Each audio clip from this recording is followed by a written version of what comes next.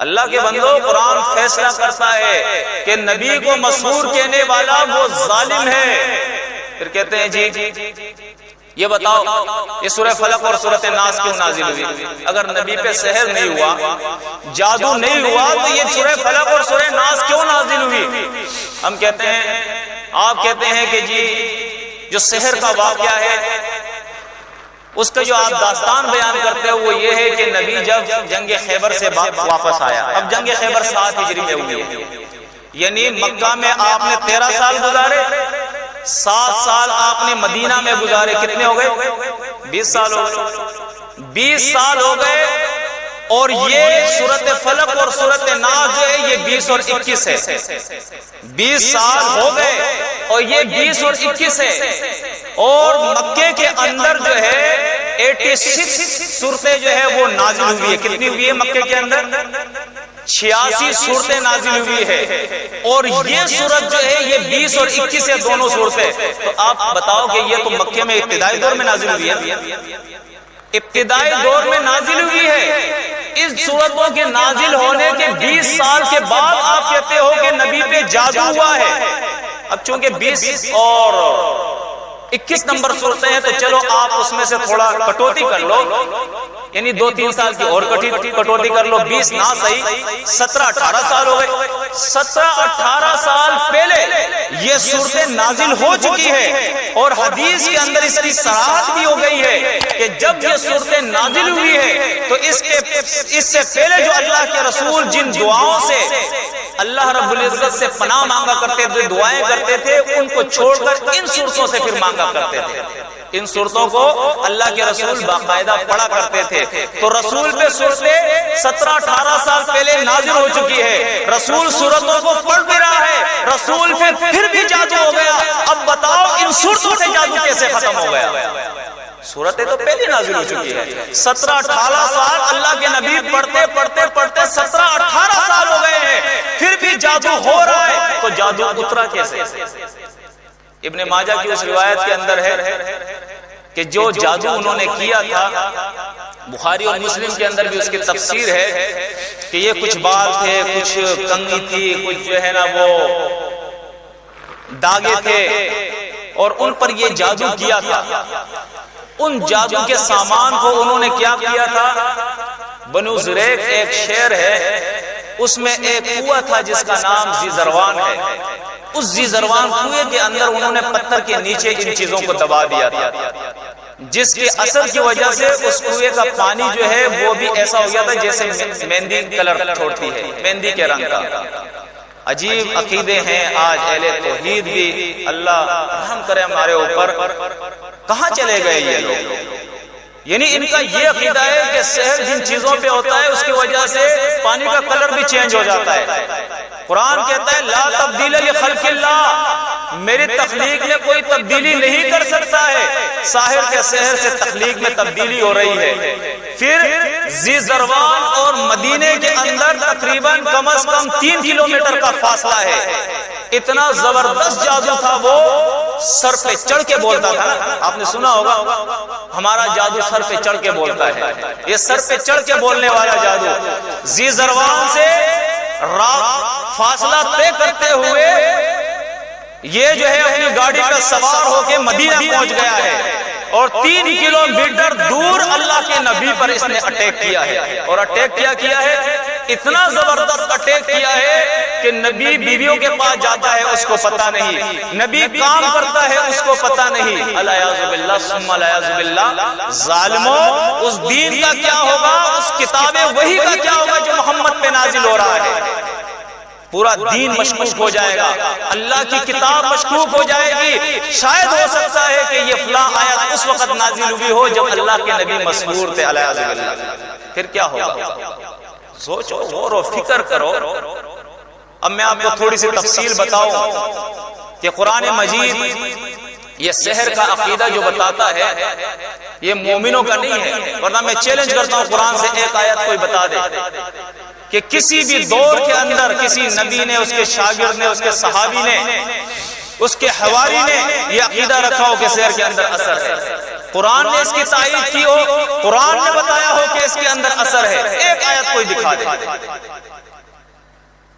قرآن مجید اس عقیدے کو جو بیان کرتا ہے، سحر ہو گیا، مسحور ہے، ساحر ہے، یہ اقوال جتنے بھی قرآن نے ذکر کیے یہ مشرکین کے ذکر کیے ہیں، یہ یہودیوں کے ذکر کیے ہیں، یہ نصرانیوں کے قرآن نے ذکر کیے ہیں، مومنوں کے اللہ نے ذکر نہیں کیے۔ سورہ ہجر کے اندر اللہ رب العزت بیان فرماتا ہے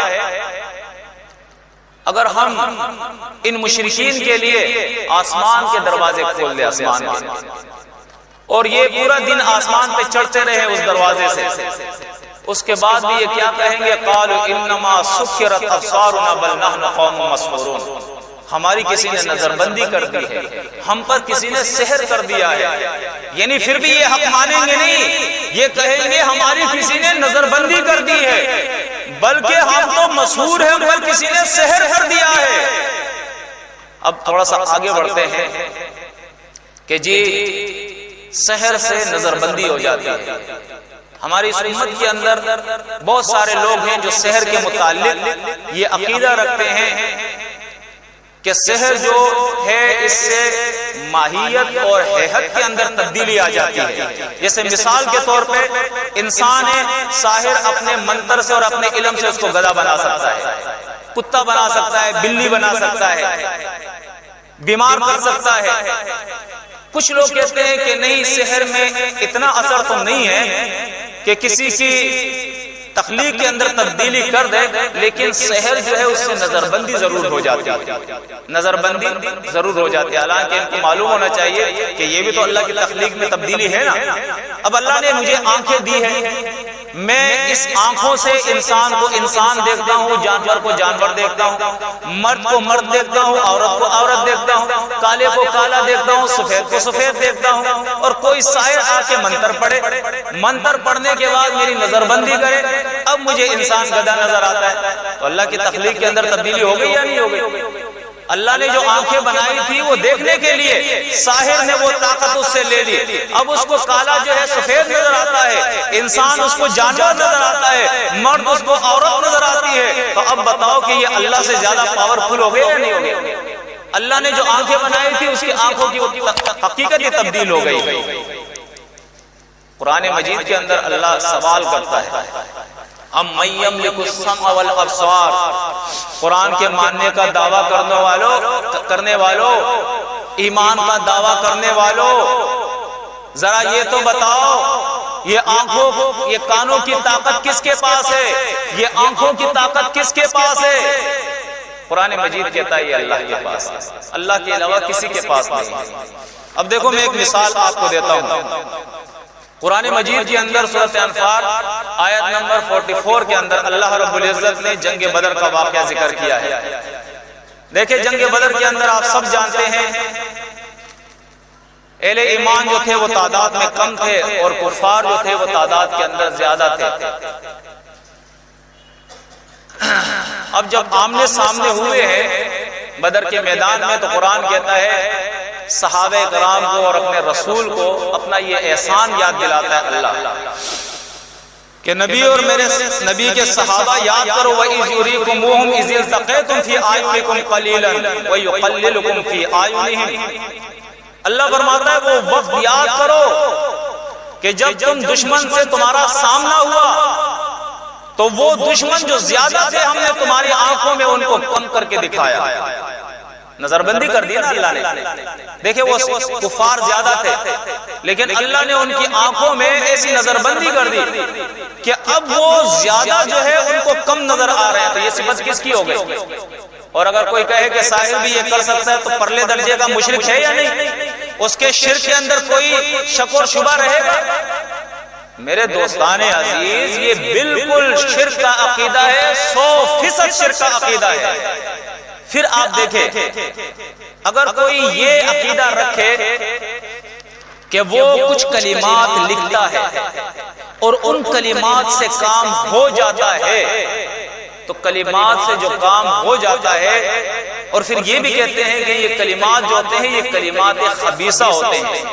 اب آپ دیکھیں قرآن مجید کے اندر سورۃ رعد کے اندر اللہ کلمات طیبہ کے بارے میں بیان کرتا ہے۔ کلمات خبیثہ میں زیادہ پاور ہے یا کلمات طیبہ میں زیادہ پاور ہے؟ طیبہ میں نا، پاک کلمہ میں زیادہ پاور ہے۔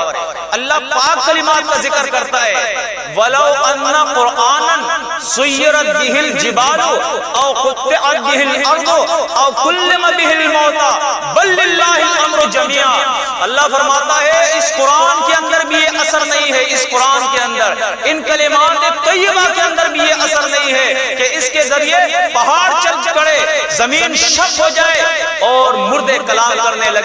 بل للہ الامر جميعا، سارا اختیار اللہ رب العزت نے اپنے پاس رکھا ہے، اس کلام نے بھی اثر نہیں رکھا ہے۔ افسوس کی بات کہتے ہیں کہ قرآن سے تعویذ لکھو تو یہ تو شرک ہے، اس میں کوئی اثر نہیں ہے، لیکن اگر کوئی ساحر جنتر منتر لکھ لے تو کام ہو جاتا ہے۔ اور پھر ساتھ میں کیا لگاتے ہیں پتہ ہے؟ اتنے شریف ہے یہ، ساتھ میں باذن اللہ لگایا ہوا ہے۔ کتنے شریف ہیں، بولے والے، بالکل سیدھے سادے۔ ان کو یہ پتہ نہیں ہے کہ اللہ اور رسول کی، اللہ اور شیطان کی دوستی ہے ہی نہیں۔ ان ظالموں نے اللہ اور شیطان کی دوستی بنائی ہوئی ہے، کرتا وہ ہے اور اثر اللہ ڈالتا ہے۔ چل بھائی چل، تو کرتا رہے اور میں تیرا کام بناتا رہوں گا۔ مثالیں دوں گا آپ کو انشاءاللہ، مثالیں دوں گا آپ کو اللہ کی کتاب سے، قرآن مجید کلمات سے کام کرنا۔ ایک اور آیت پیش کرتا ہوں، سورۃ یاسین دیکھیے، آخری آیت سے پہلی آیت ہے، اس کے بعد آخری آیت بھی اسی سے متعلق ہے۔ اللہ بیان فرماتا ہے انما امرہ، یہ کام کس کا ہے؟ انما یہ حصر کے لیے آتا ہے عربی کے اندر۔ حصر کے معنی ہوتے ہیں کسی چیز کو گھیر لینا چاروں طرف سے، کسی چیز کو گھیر لینا۔ اللہ فرماتا ہے اس صفات کو ہم نے گھیر لیا ہے۔ کس صفت کو؟ انما امرہ اذا اراد شیئا ان یقول له کن فیکون، جب ہم کہتے ہیں کسی کام سے ہو جا بس وہ کام ہو جاتا ہے۔ یہ تو اللہ کی ایسی صفت خاصہ ہے کہ اس کو اللہ فرماتا ہے ہم نے گھیر لیا، اس کے اس دائرے کے اندر کوئی اور آ ہی نہیں سکتا۔ سمجھو، غور و فکر کرو، عقل سے کام لو۔ اب آتے ہیں دوسرے طرف کہ شاعر پھونک مارتا ہے اور کام ہو جاتا ہے، یہ عقیدہ ہے نا، جنتر منتر پڑھتا ہے اور اس کے بعد پھونک مارتا ہے اور کام ہو جاتا ہے۔ اللہ کی کتاب سے یہ کتنے نابلد ہے، اور افسوس ان لوگوں پہ ہوتا ہے جو صبح اور شام قرآن بیان کرتے ہیں اور اپنے آپ کو اہل توحید کہتے ہیں، ان کی سمجھ میں بھی اللہ کی کتاب نہیں آتی ہے، یا شاید ضد اور ہردرمی پر اترے ہوئے ہیں اس لیے سمجھ نہیں آتی ہے۔ چونکہ جو شخص، آپ اس بات کو دیکھیں قرآن مجید کے اندر بڑی وضاحت ہے، جو شخص ضد کرے گا، جو شخص مسئلے کو انا کا مسئلہ بنائے گا، جو شخص دنیائی مفادات اور لالچ کا تما رکھے گا، جو شخص اس کی نظریں عہدے اور منصب کے اوپر ہوگی، وہ کبھی اللہ کی کتاب سے ہدایت نہیں لے سکے گا۔ ہدایت صرف اور صرف مخلص آدمی کو ملے گی، مخلص کو، کہ اس کا یہ ایمان ہو کہ مجھے رب کی بات ماننی ہے، رب کی عدالت میں مجھے پیش ہونا ہے، وہی میرا مالک ہے، وہی میرا خالق ہے، اس کی بات میں مانوں گا، اس کے خلاف جس کی بات آئے گی میں نہیں مانوں گا۔ بالکل ہدایت اللہ رب العزت اس کے لیے آسان کر دیتا ہے۔ اب آپ دیکھیں پھونک مارنا اور اس سے کام ہو جانا، جس طرح آج یہ لوگ کہتے ہیں کہ وہ جنتر منتر پڑتا ہے اور پھونکتا ہے اور پھر کام ہو جاتا ہے، جس میں ہمارے یہاں دم وغیرہ بھی ہوتے ہیں جی، ایک جو ہے شیطانی جنتر منتر اور ایک روحانی ہے، دو الگ الگ کیے ہوئے ہیں۔ اور افسوس کی بات ہے کہ وہ لوگ جو تعویذ کو شرک کہتے ہیں، قرآنی تعویذ کو بھی شرک کہتے ہیں، وہ بھی اس چیز کے اندر لگے ہوئے دم اور درود کے اندر۔ یہ دم تو روایت میں آتا ہے نا، جب روایت میں آ گیا اس کا پھر کون انکار کر سکتا ہے؟ اور خاص طور پہ جب بخاری اور مسلم میں آ گیا، متفق علیہ ہو گیا، تو اس کا پھر کون انکار کر سکتا ہے؟ وہ تو پھر اتفاق ہو گیا نا اس کے اوپر، اس کا تو کوئی انکار ہی نہیں کر سکتا ہے۔ اللہ کے بندو، آپ دیکھیں یہ دم کے لیے بھی تھوڑا سا جملہ معترضہ کے طور پہ یہاں آ جاتے ہیں، پھر انشاءاللہ وہاں جاتے ہیں۔ تھوڑا سا دم کے بارے میں بھی آپ دیکھیں، یہ لوگ دو صورتیں پیش کرتے ہیں، سورۃ فلق اور سورۃ ناس، کہ اللہ کے رسول صلی اللہ علیہ وسلم سے اپنے آپ کو دم کرتے تھے۔ اب آپ دیکھیں ان دونوں صورتوں کے شروع کے اندر اللہ اپنے نبی سے کیا فرماتا ہے؟ قل کہو میرے نبی۔ اللہ فرماتا ہے قل کہو میرے نبی، اللہ نے تو یہ نہیں فرمایا کہ انفق، اے میرے نبی آپ پھونک مارے، انفس، اے میرے نبی آپ پھونک مارے، کہا ہے اللہ نے؟ اللہ نے کہا قل کہو میرے نبی، اور پوری قرآن، پورا کتاب، پوری کتاب اللہ کی، پورا قرآن اللہ کا اس بات کے اوپر شاہد ہے وقال ربکم ادعونی استجب لکم، تمہارا رب کہتا ہے مجھے پکارو پکارو، دعا کرو، اللہ سے دعا کرو۔ دموں کا سلسلہ نہیں ہے، یہ تو اس مولوی نے بنایا ہوا ہے، اس پیر نے بنایا ہوا ہے، اس فرقہ پرست نے بنایا ہوا ہے، اور اس کے لیے چند موضوع روایات لے لیا ہے، ورنہ قرآن سے ایک آیت کوئی پیش کر دے جس میں دم کرنے کی دلیل ہو، دم کرنے کی دلیل ہو، قرآن سے ایک آیت پیش کر دے۔ قرآن مجید، اب آتے ہیں اس طرف جو شیطانی پھونک مارنا ہے، جس کو جادو کہتے ہیں، سحر کہتے ہیں، کہ سحر جو ساحر ہے وہ پھونک مارتا ہے اور کام ہو جاتا ہے، پڑھتا ہے کچھ اس کے بعد پھونکتا ہے اور کام ہو جاتا ہے۔ جس طرح موسیٰ علیہ السلام کا واقعہ بیان کرتے ہیں اور اہل بابل کا واقعہ بیان کرتے ہیں کہ انہوں نے پھونکا تھا اور پھونک سے کام ہوا تھا۔ حالانکہ وہاں بھی اگر آپ دیکھو تو ایک تو اللہ رب العزت نے ان کے یہ سارے جھوٹ جو ہے اس کو واضح کر دیا ہے۔ فرعون کے جو سائر آئے تھے موسیٰ علیہ السلام کے مقابلے کے لیے، ان کے بارے میں قرآن کہتا ہے انما صنعوا کید ساحر، وہ بنا کر لائے تھے، پھونکا نہیں کرتے تھے، پڑھا نہیں کرتے تھے۔ قرآن کیا کہتا ہے؟ انما صنعوا، صنعت کاری تو آپ جانتے ہیں نا، صنعت کاری کی تھی انہوں نے، بنا کر وہ لائے تھے، اور جو بنا کر لائے تھے یہ اس فراڈی کا فریب کا قرآن کہتا ہے قید ساحر۔ سحر کس کو کہتے ہیں؟ دھوکے کو۔ ساحر کس کو کہتے ہیں؟ دھوکے دینے والے کو۔ اور قید کس کو کہتے ہیں؟ فریب کو۔ دیکھو قرآن کتنی وضاحت کرتا ہے کہ یہ اس دھوکہ باز کی فریب کاری تھی جو بنا کے یہ لایا تھا، اپنی رسیاں اور لاٹھیاں اور لوگوں کے سامنے انہوں نے پھینکی، اور اس کے بعد سحروا اعین الناس، لوگوں کی آنکھوں کو انہوں نے دھوکہ دیا، لوگوں کی آنکھوں کو دھوکہ دیا۔ فَإِذَا حِبَالُهُمْ وَعِصِيُّهُمْ يُخَيَّلُ إِلَيْهِ مِنْ سِحْرِهِمْ أَنَّهَا تَسْعَىٰ، اور وہاں موسیٰ علیہ السلام جہاں کھڑے تھے، اللہ فرماتا ہے چونکہ موسیٰ تو ساحر نہیں تھے، وہ تو اللہ کے نبی تھے، ان کی آنکھوں کو بھی دھوکہ لگا، اور ان کے خیال میں بھی آیا کہ یہ رسیاں اور لاٹھیاں دوڑ رہی ہیں، دوڑ رہی ہیں۔ اس لیے لفظ لایا قرآن کیا؟ یخیل الیہ، اور خیال عربی کے اندر کہتے ہیں اس چیز کو جو حقیقت نہ ہو۔ تو قرآن خود وضاحت کرتا ہے یہ حقیقت نہیں تھی، یہ چیزیں یہ تو شوبدہ بازی تھی، بنا کر یہ لائے تھے۔ اس لیے قرآن کہتا ہے تلقف ما یافکون واوحینا الی موسیٰ ان القی عصاک، اللہ فرماتا ہے ہم نے وحی کی موسیٰ کے طرف۔ لوگ کہتے ہیں سحر میں باذن اللہ اثر ہوتا ہے، اب دیکھو قرآن کہتا ہے موسیٰ کو اللہ نے وحی کی تو معجزہ کیا ہوا؟ باذن اللہ ہوا نا۔ اور ساحروں کو کس نے وحی کی تھی؟ کس نے حکم دیا تھا؟ فرعون نے دیا تھا، تو وہ باذن فرعون ہو گیا یا باذن اللہ ہو گیا؟ اتنی بات ان کی سمجھ میں نہیں آتی۔ نبی باذن اللہ ہے، اور ساحر جو تھے وہ باذن شیطان تھے، بڑا شیطان وہاں کھڑا تھا فرعون، اس کے اذن سے یہ کام کر رہے تھے۔ اور پھر جب مقابلہ ہوا، قرآن کہتا ہے کہ اس شیطان کی جو لشکر آئی ہوئی تھی وہ سجدے کے اندر گر پڑی اور ایمان لے آئی۔ ان کو پتہ لگ گیا کہ یہ موسیٰ کا معاملہ جو ہے یہ سحر نہیں ہے، یہ حقیقت ہے، وہ سمجھ گئے۔ دیکھو سحر کے اندر، معجزے کے اندر یہ فرق ہے کہ معجزہ جو ہے وہ حقیقت ہوتا ہے، یہ اللہ کا فعل ہوتا ہے، اللہ کے حکم سے کام ہوتا ہے، نبی بھی اس کے اظہار سے عاجز ہوتا ہے۔ اور سحر جو ہوتا ہے یہ شوبدہ بازی اور دھوکہ فریب، ہاتھ کی بناوٹ اور صفائی ہوتی ہے، بس اس کے علاوہ کچھ نہیں ہوتا ہے۔